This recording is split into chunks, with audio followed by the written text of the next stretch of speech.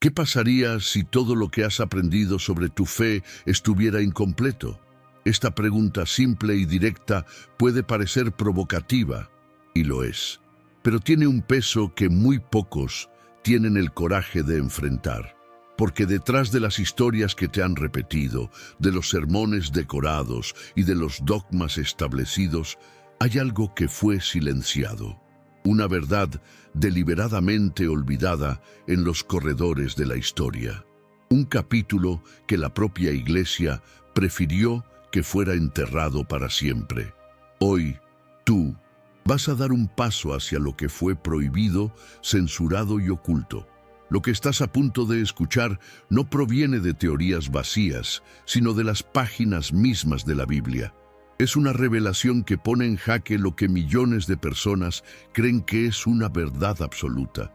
Si tú eres una de esas personas que siente en su corazón que hay algo más, si tu alma busca la verdad por encima de la comodidad de la tradición, entonces este mensaje es para ti. Demuestra que tu fe no teme a las preguntas. Tu me gusta no es solo un clic, es una declaración. Es tu forma de decir, yo busco la verdad. Suscríbete ahora y únete a esta comunidad de espíritus valientes que no se conforman con las respuestas fáciles. Y si estás listo para lo que Dios quiere revelarte, escribe en los comentarios esta frase: Señor, abre mis ojos. Porque cada persona que comente será incluida en nuestras oraciones. Ahora, prepárate, porque lo que vamos a desenterrar juntos no solo va a desafiar lo que sabías, podría transformar tu fe para siempre. Aquí es exactamente donde comenzamos a desenterrar lo que fue olvidado, a dar voz a lo que fue deliberadamente silenciado durante siglos. Y nuestra única herramienta, nuestra única luz, serán las Escrituras mismas. No acudiremos a opiniones personales ni a teorías conspirativas. Hablaremos desde los textos sagrados que han reposado en las páginas del Nuevo Testamento, siempre a la vista, pero rara vez explicados con total y honesta claridad desde los púlpitos, los seminarios o los catecismos. Viajemos con la mente y el espíritu a la Galilea del primer siglo. Entremos en la sinagoga de Nazaret. Escucha el murmullo de la gente, el olor a polvo y a especias. Un joven carpintero, conocido por todos, se ha levantado para enseñar, y sus palabras tienen una autoridad que desconcierta, que incomoda. La gente se mira, sus rostros una mezcla de asombro y escepticismo. Y entonces alguien pronuncia las palabras que el evangelista Marcos recoge en su capítulo 6, Versículo 3. ¿No es este el carpintero, el hijo de María y hermano de Santiago, de José, de Judas y de Simón? ¿Y no están sus hermanas aquí con nosotros? Detente un momento. Siente el peso de esa frase. No es una metáfora. No es una expresión simbólica.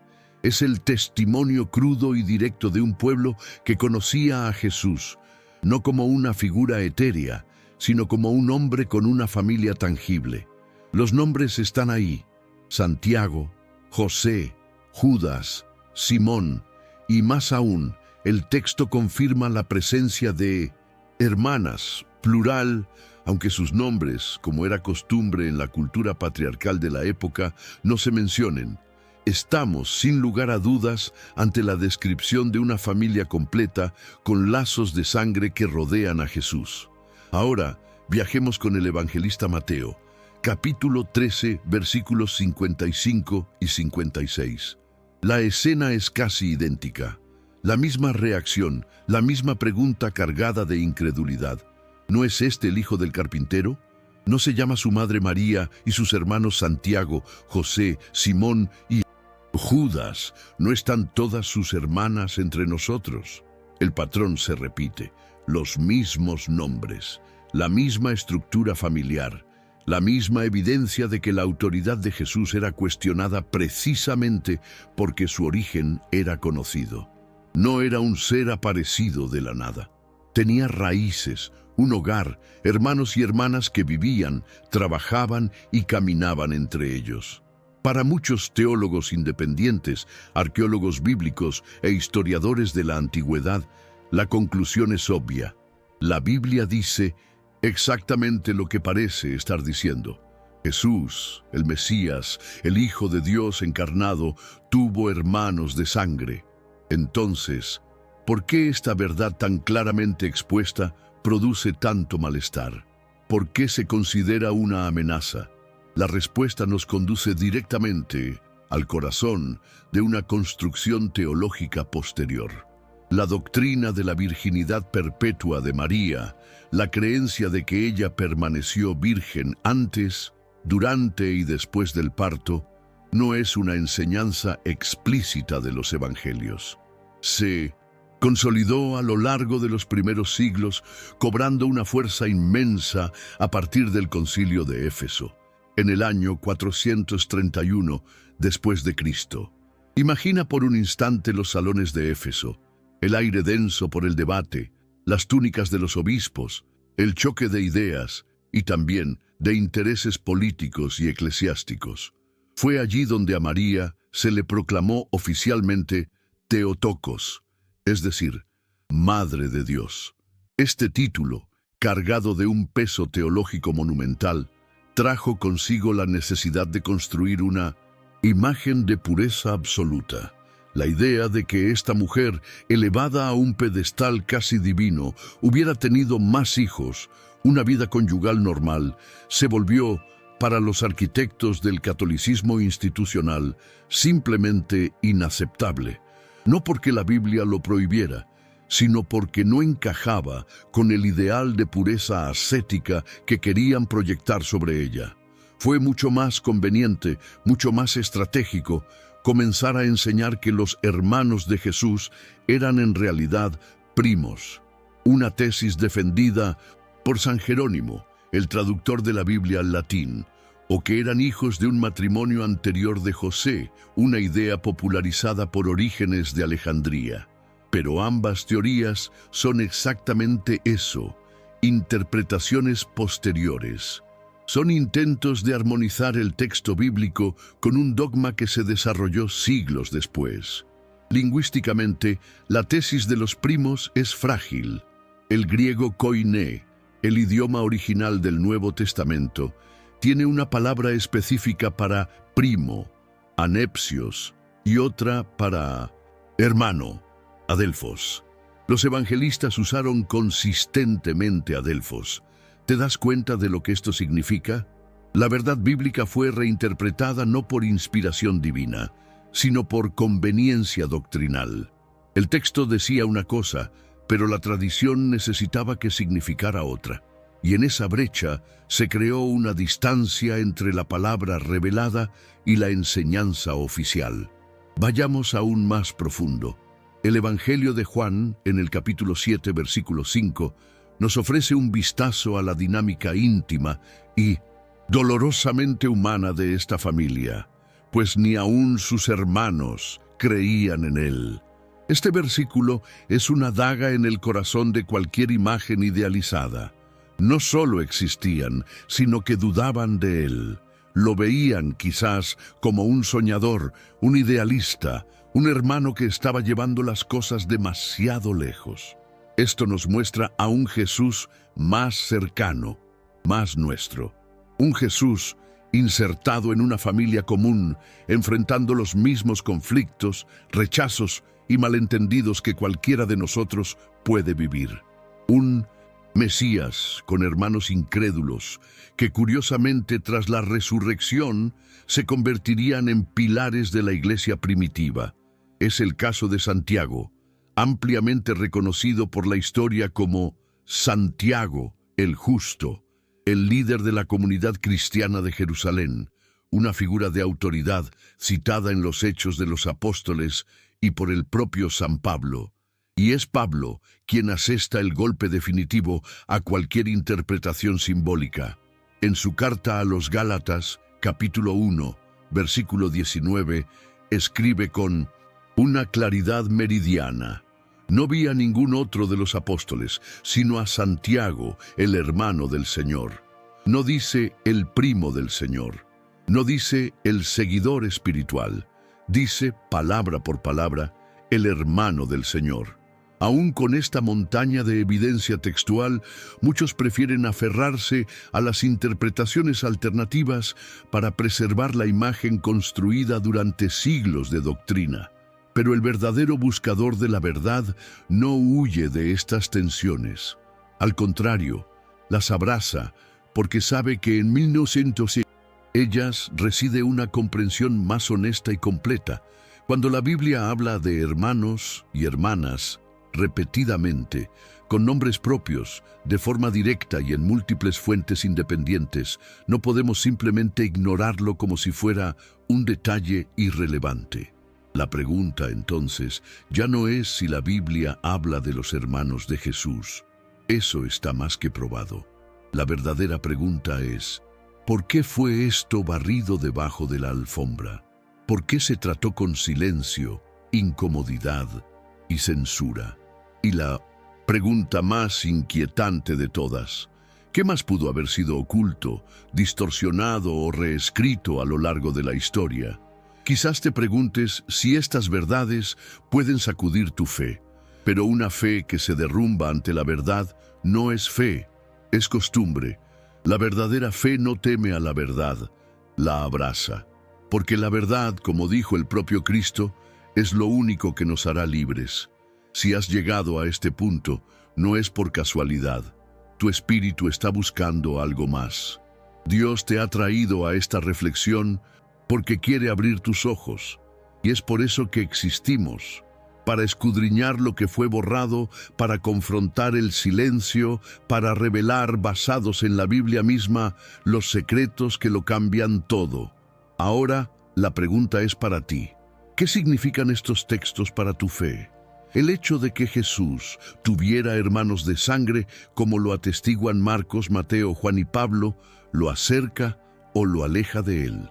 Reflexiona en el silencio de tu corazón, porque la verdad que ha sido oculta durante siglos no es solo un detalle teológico, es una invitación a conocer a un Cristo más real, a una María más humana y a una fe más anclada en la realidad que en la fantasía.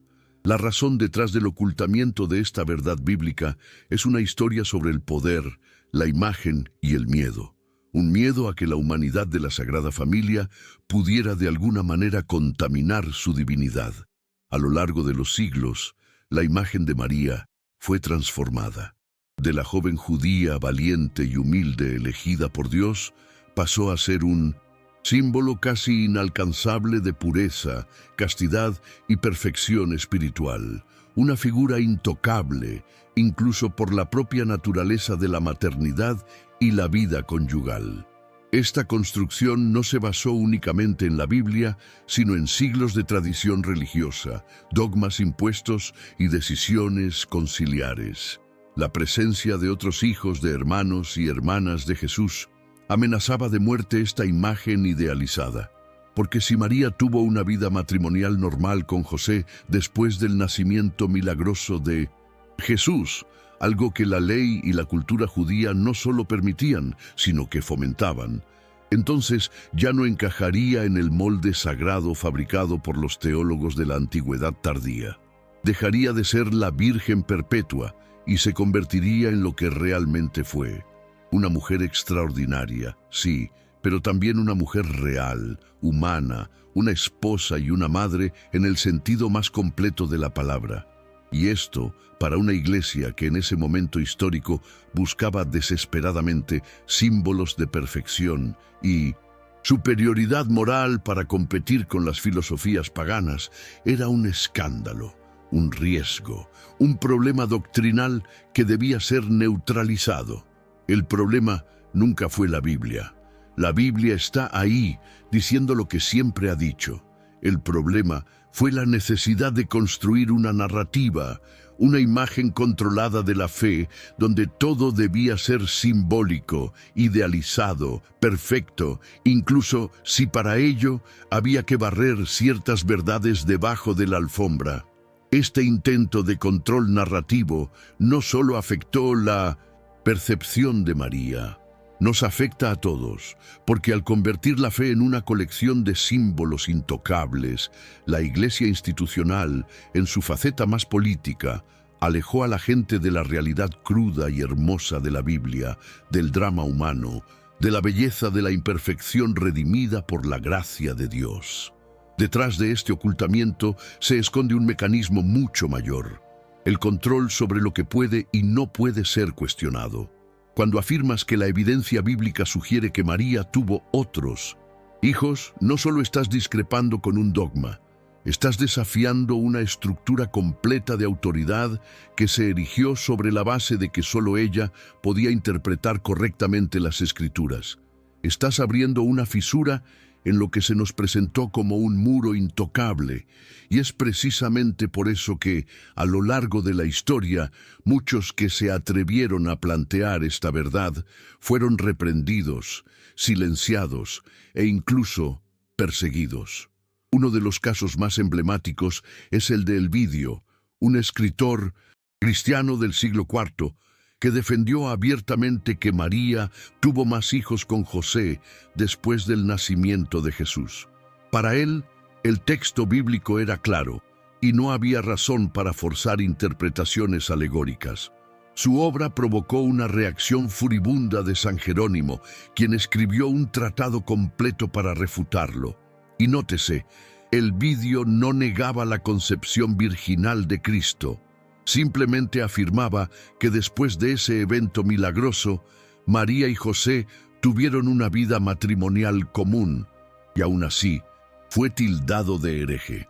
¿Qué nos revela esto? Revela que, más allá de proteger una doctrina, el sistema religioso creó un campo de silencio en torno a temas sensibles, como si tocar esos temas fuera una amenaza para la fe, cuando, en realidad, es exactamente lo contrario.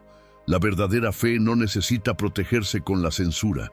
La fe genuina crece bajo la luz de la verdad. La mentira es la que necesita la sombra para sobrevivir. Y aquí es donde entra la belleza y la seriedad de nuestro papel como buscadores de la verdad bíblica. Al hablar de estas cosas, no estamos simplemente recuperando hechos históricos. Estamos rescatando la esencia misma del Evangelio. Un Evangelio que no se trata de mantener imágenes perfectas, sino de vivir en la verdad con integridad. Un Evangelio que nos muestra que Dios usa lo humano, lo simple, lo imperfecto, para manifestar su gloria. Imagina por un momento el impacto de esto en tu propia visión de la fe. Imagina mirar a María no como una entidad celestial, inalcanzable, sino como una mujer fuerte, obediente, real, una mujer que dio a luz virginalmente a Jesús, sí, pero que después amó a su esposo, cuidó de otros niños, enfrentó los desafíos de una madre de una familia numerosa en una aldea pobre de Galilea.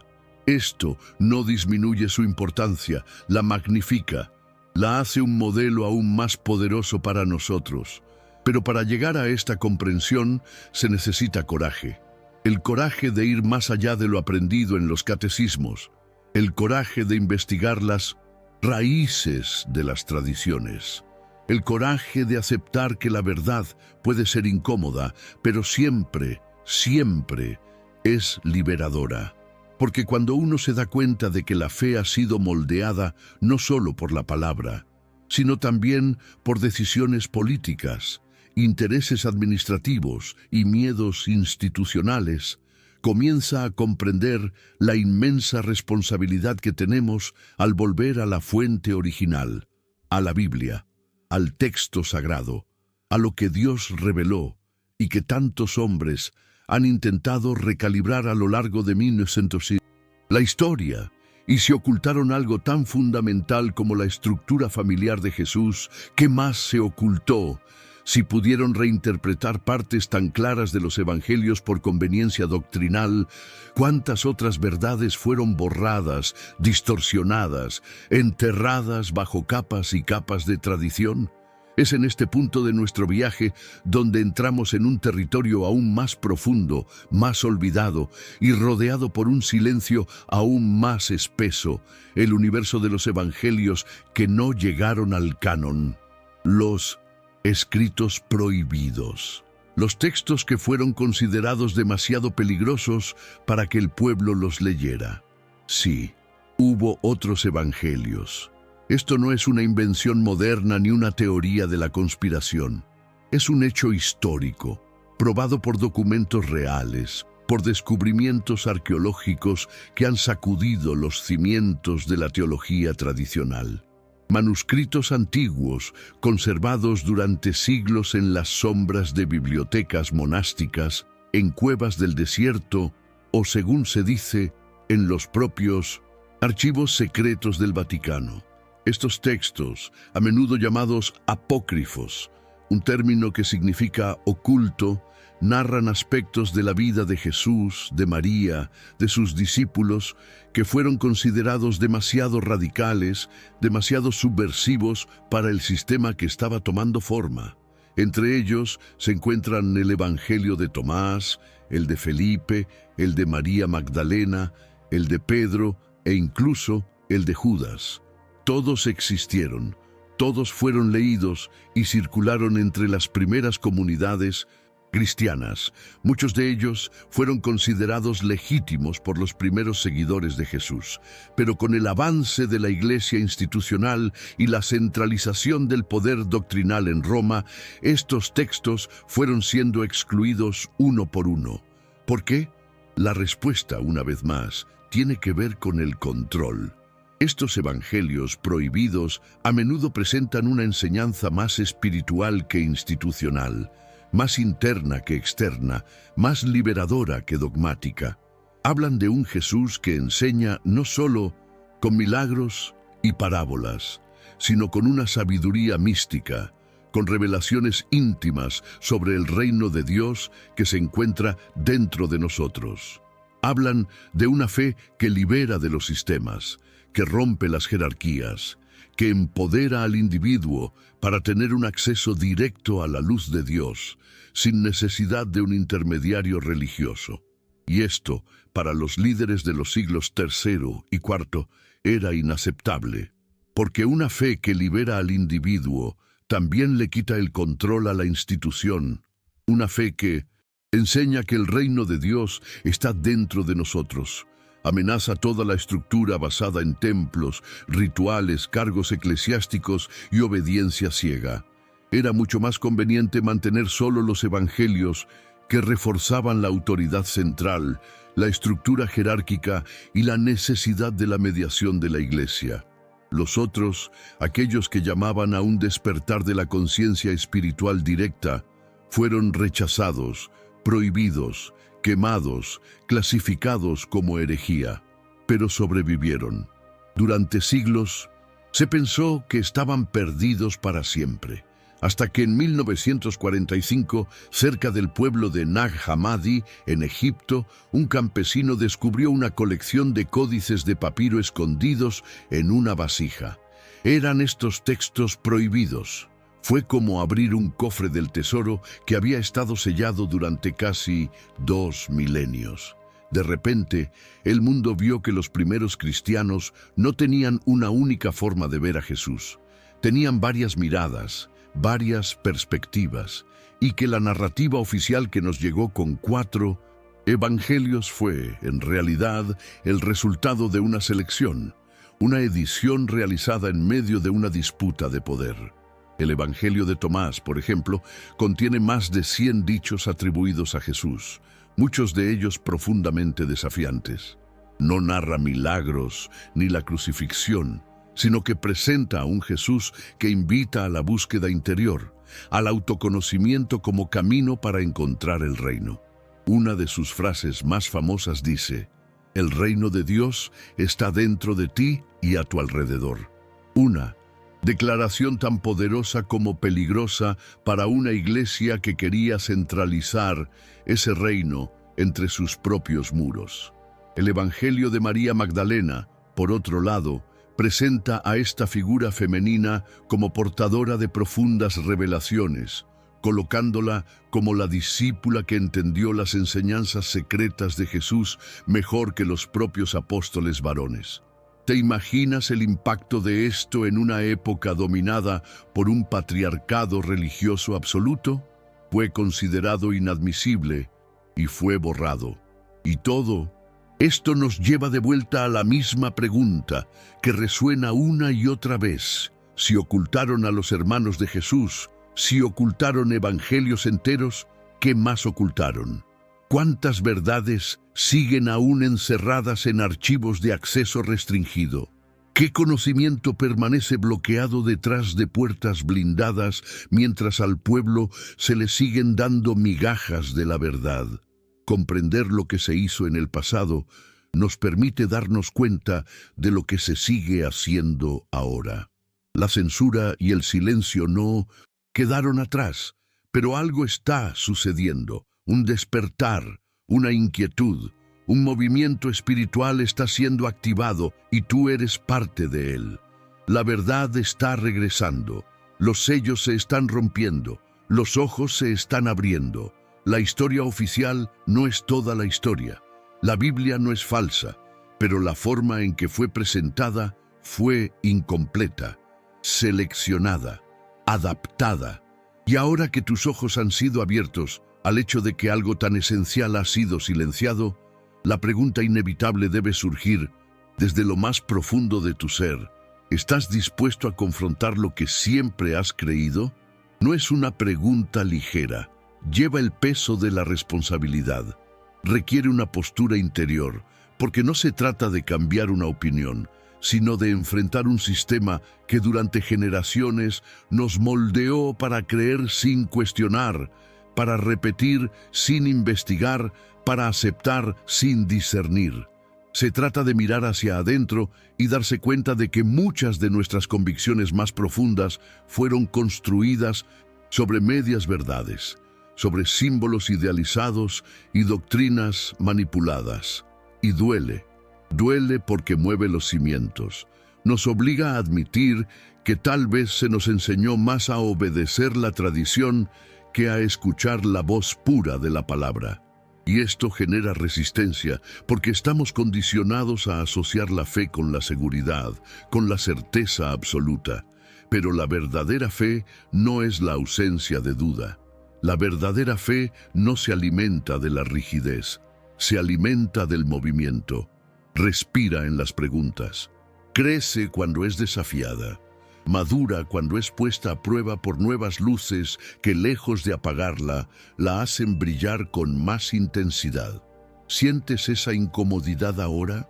No es un signo de debilidad, es un signo de vida.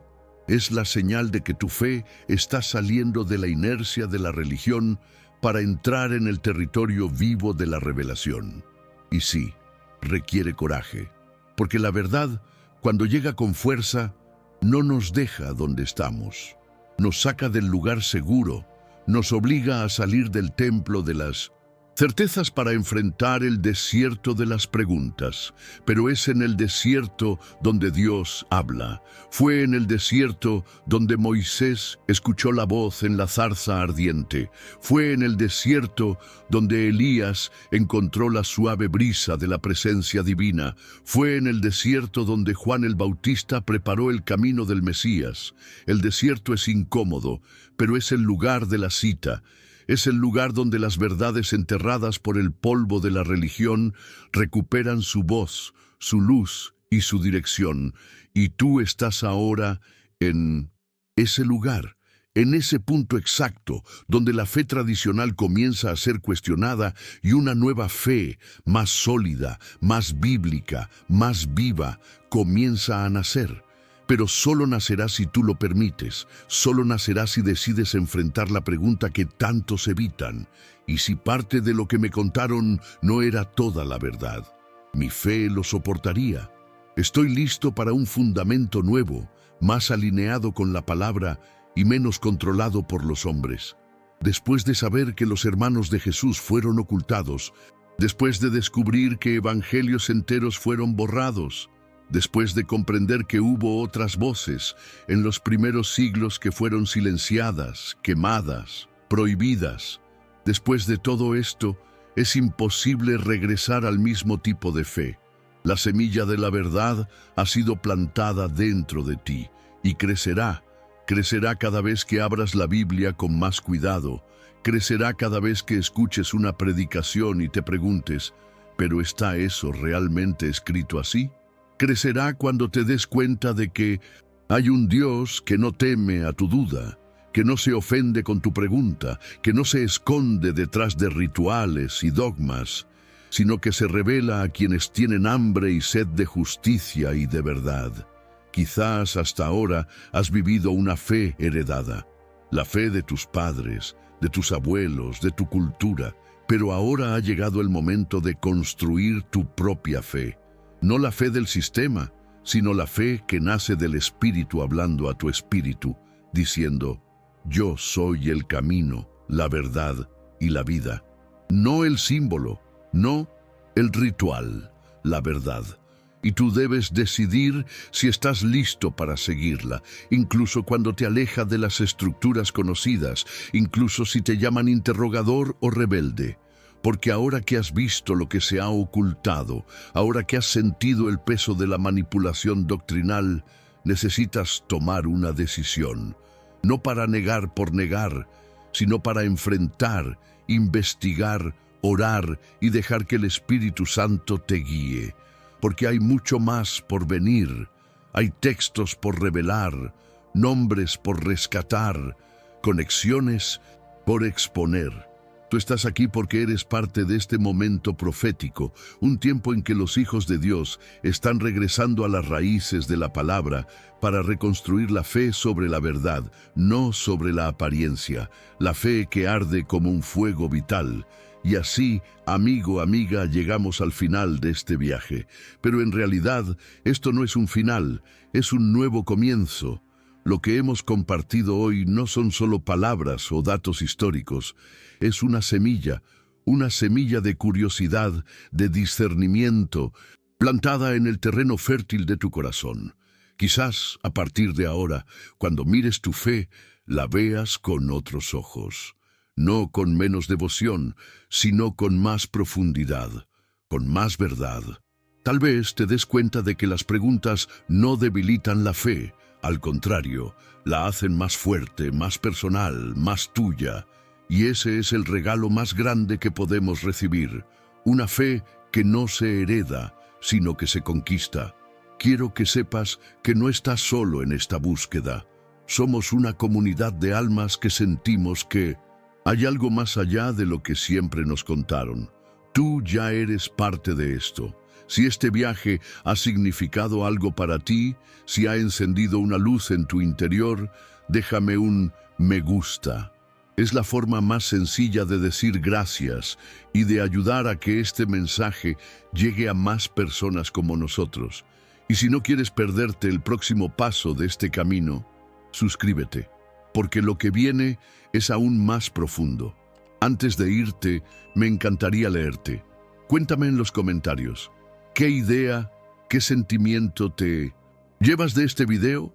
Tu experiencia es muy valiosa para esta comunidad. Recuerda siempre, la fe verdadera no teme a la verdad. Al contrario, se alimenta de ella. Que la paz y la sabiduría te acompañen siempre. Nos vemos en el próximo video.